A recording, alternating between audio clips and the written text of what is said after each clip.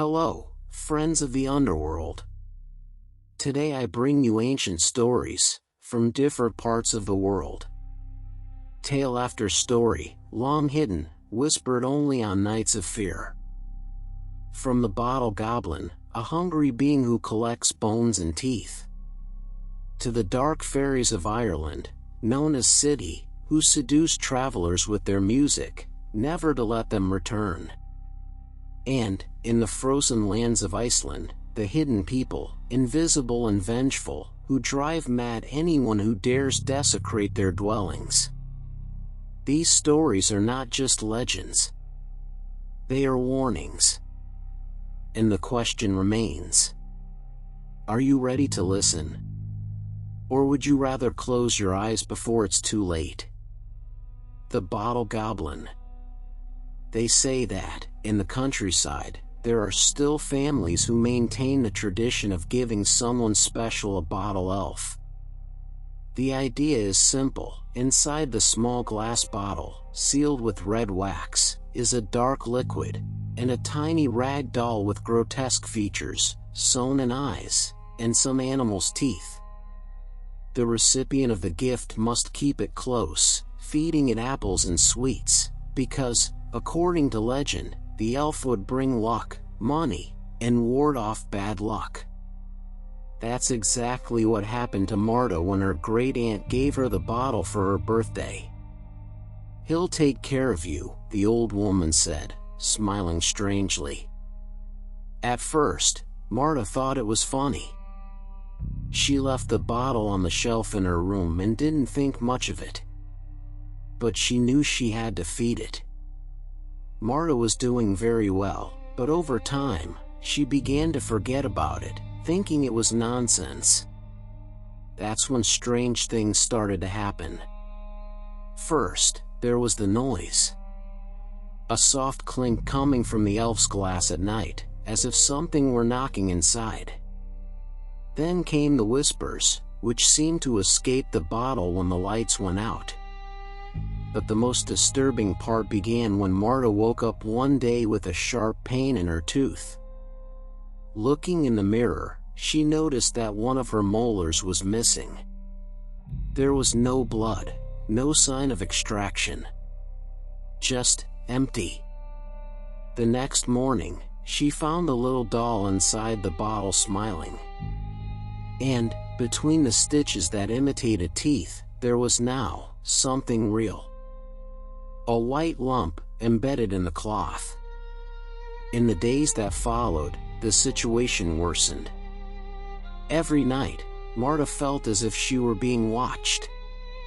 The clink of the bottle mingled with light footsteps in the room. She even woke up in the middle of the night and swore the cork was a little loose, as if something had tried to get out. And then, the inevitable happened. One morning, while everyone was having breakfast together, one person was missing. That's right, Marta was gone. When the family entered the room, they found only the bottle on the floor, open. Inside, the doll was no longer alone. Now, human teeth were sewn into its mouth, and tiny bones were attached to the cloth. Some say Marta was taken by the elf, to become part of his collection. Others believe she herself went mad and ran away, leaving the bottle as a sign. But anyone who holds the object swears they hear a muffled whisper, as if a voice trapped inside was crying for help. And the question remains: could it be that when the bottle is opened, the elf goes out to find new bones and teeth? Or could it be that the person who owns it ends up becoming the next item in his collection? The Call of the Sídhe.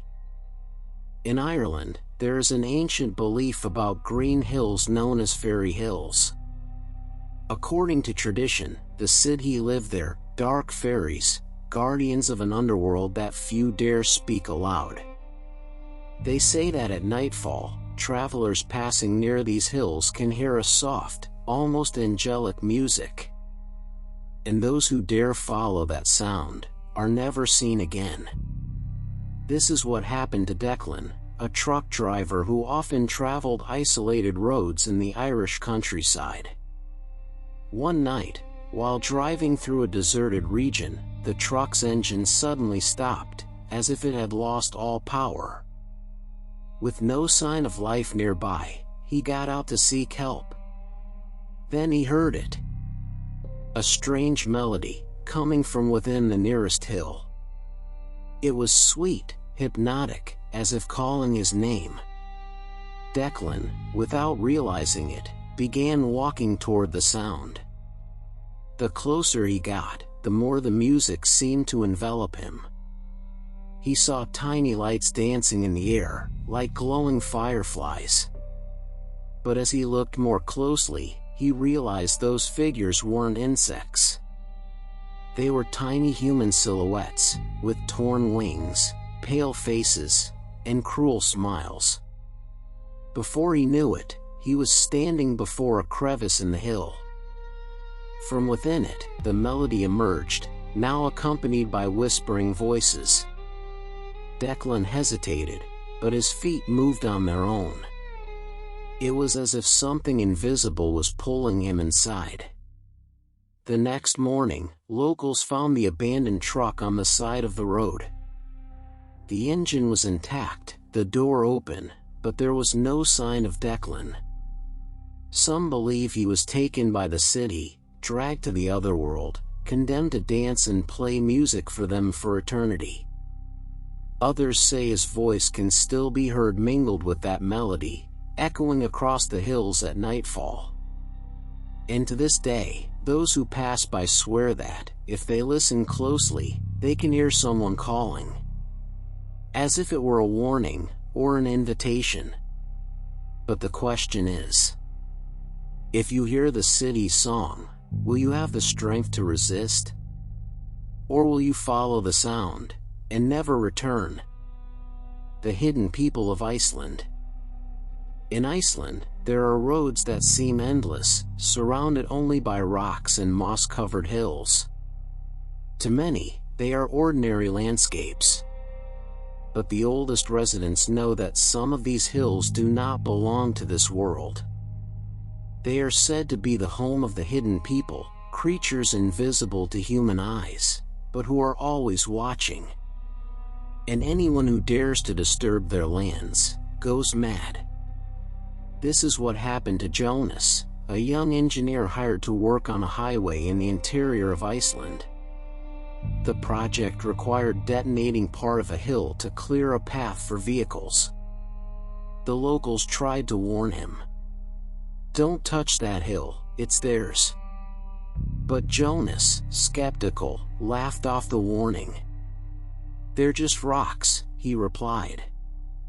On the first day of work, the explosives failed for no apparent reason. On the second, the machines broke down, one by one. And on the third night, Jonas awoke with a strange sensation. Someone was watching him. In the darkness, he heard footsteps around the cabin where he slept.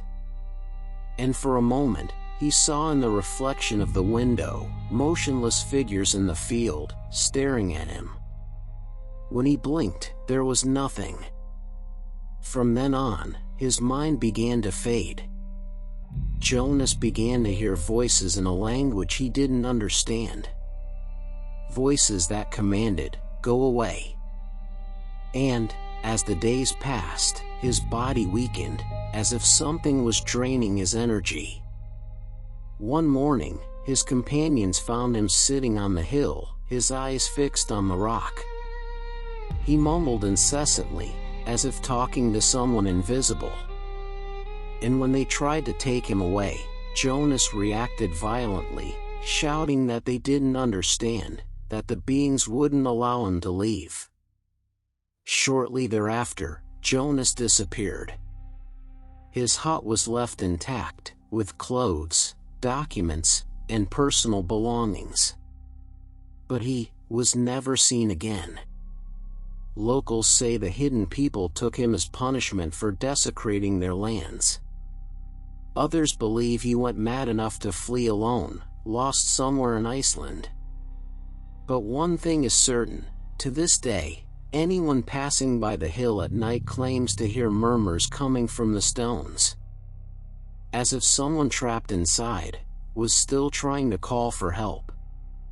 And the question remains, was Jonas taken by the hidden people? Or, in trying to destroy them, did he end up becoming one of them? And so we end our journey through the darkest folklore. From the hungry goblin, to the treacherous fairies, to the hidden folk who still watch over their lands. But remember, stories like these never disappear. They just wait. Now, it's up to you to decide.